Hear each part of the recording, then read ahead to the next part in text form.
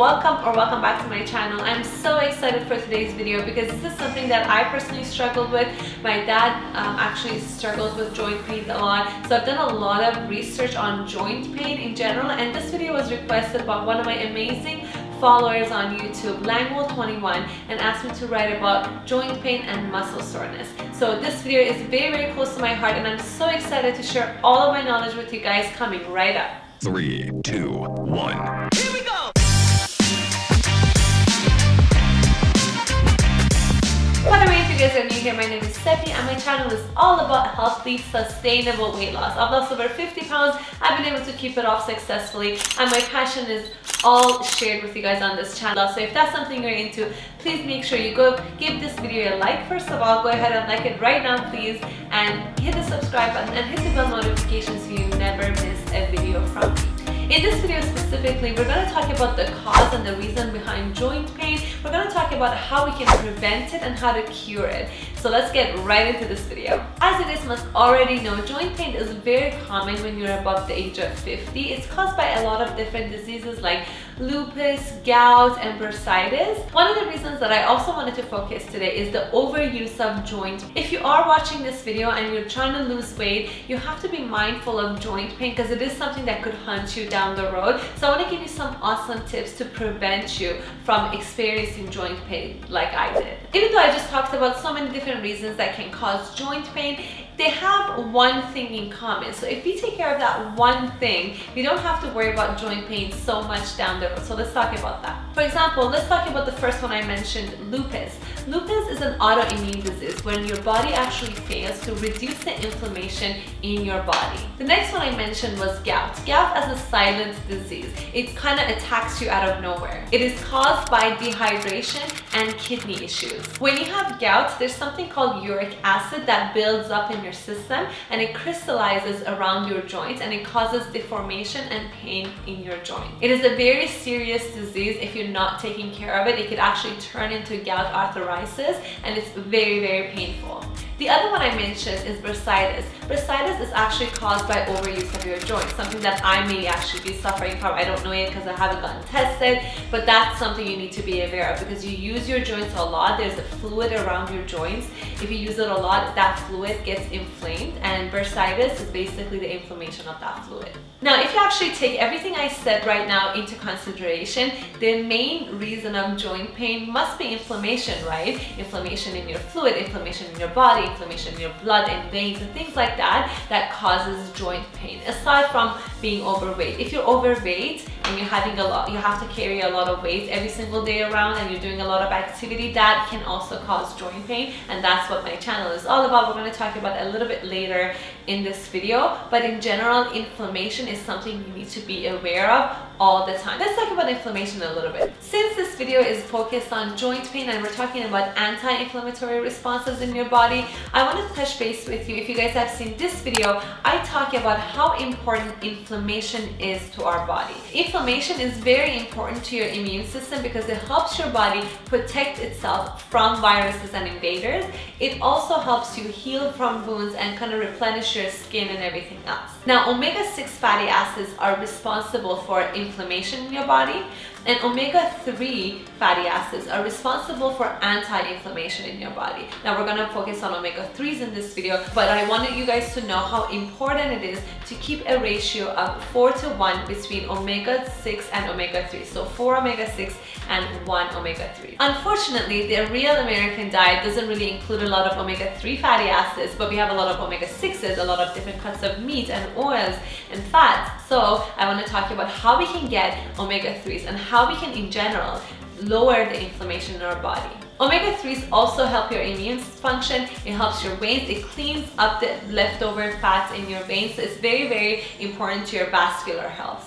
You can find omega-3 fatty acids in fatty fish such as salmon, tuna, sardines, and you can find it in flaxseed, sprouted flaxseed. This is my favorite brand. I always use it on my salad.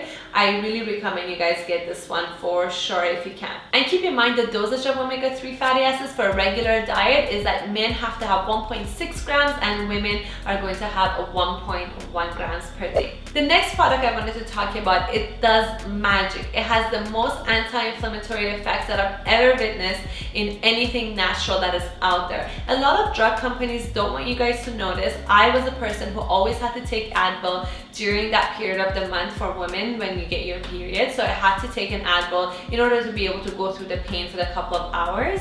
Right now I take 2 turmeric pills. This is my favorite brand, you guys. If you guys can get something with turmeric and black pepper in it, it really does help. I understand that Advil and Tylenol, these drug companies have advertised these pills so much so we think that we really need them, but do yourself a favor. Next time you're in pain, if you have stomach pain or any kind of pain that is caused by inflammation, try 2 turmeric pills at the same time and let me know if the pain is still there. Advil actually kills your microbiome and it's not really good for your health, but turmeric doesn't have those really negative side effects. Try it and let me know in the comments if it works for you, and I promise it would. I personally used to have a ginger turmeric shot. I don't know if you guys have seen my old videos, but I used to make this drink and I would have a shot of it every single day. Right now I'm very busy, I don't have time to do that, so I just take a turmeric pill at the moment, and it really helps digest everything that I had the night before. It's really helpful. It kills the inflammation and you just feel really great after taking it. There are other spices and natural remedies that help with anti-inflammation, such as garlic, cayenne pepper, thyme, rosemary, chill powder, onions, as well as ginger and cinnamon. The next one I wanted to share with you, I personally don't have any personal experience with it, but I found out about it when I was doing research for my dad on arthritis and joint pain in general. I wanted to share this with you guys on this video because I was so shocked. I told my dad right away because he deals with arthritis, so I wanted to let him know, and I want you guys to know about it, and if you have any experience with it, let me know. There was a study done on the oral consumption of hyaluronic acid. This was done on a randomized placebo double-blind study, which is the highest grade of research, and it helped with every single group of people that they did the research on. They actually reported that every single group that went through this study, they experienced less pain over the 7 years period of the study, which was amazing. I think this is really noteworthy. So if you are experiencing a little bit of joint pain right now, I think hyaluronic acid pills would be really good. Make sure the purity is very, very high because the research was done on the high purity of this product. I'm going to leave a link to the research below for you guys so you can check it out. If you are worried about the side effects, don't worry about it at all. Hyaluronic acid is in your body. It's a natural acid that is in your body. A lot of women use it for beauty purposes, so rest assured that also in this research was shown that there was 0 side effect for it. The next point I wanted to bring up here that you could actually pay attention to is to drink a lot of water. Dehydration is one of the main causes of joint pain and headaches. It causes a lot of inflammation. So how do we know how much water we should have? We definitely shouldn't have too much water. I know that a lot of people talk about, oh, we should have a lot of water, 8 gallons of water. No, absolutely not. A lot of water causes the stomach acid to be diluted, so you won't be able to digest the food that you eat. So how much water should you have? You have to divide your weight by 2. So as a rule of thumb, if you're 130, divided by 2, that's 75 ounces of water you need to have every single day. That's 2 liters of water, a little over 2 liters. So if you have like a 2-liter family Diet Coke or Coke bottle, that's how much you should be having during the day. Now, I don't recommend you having water with your food for the reason I just explained. It would be best if you drink a glass in the morning, a glass an hour or 2 hours before bed, and in between your workout, after your workout, so kind of spread it out, but make sure you don't drink with your food. The next trick that is becoming so popular around the city is cryotherapy and ice bath.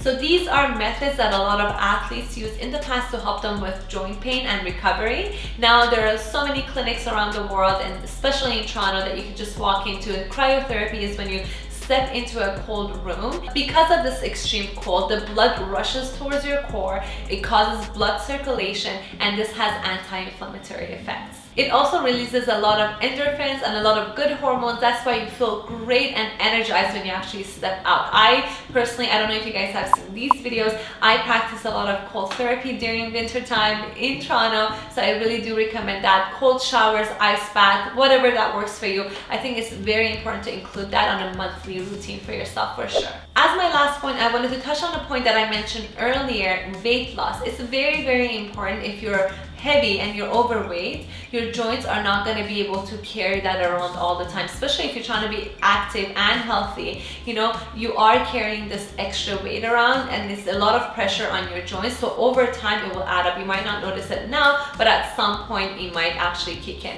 So weight loss, if you're doing a lot of exercises, it includes a lot of warming up, stretching, and kind of doing a lot of mobility exercises. So these all have to be included. If you wanted to get started on cleaning up your diet and starting to exercise a little bit light, you know, not a lot of heavy crazy exercises, but if you wanted to just kind of get started on weight loss, make sure you download my free guide from the description below. It's just free. All you have to do is to type in your email. I will email you the guide. It will get you started on everything. I really hope you guys enjoyed this video. Please let me know in the comments what you want to see next. Thank you so much for watching. I'll see you guys in the next video. Bye bye.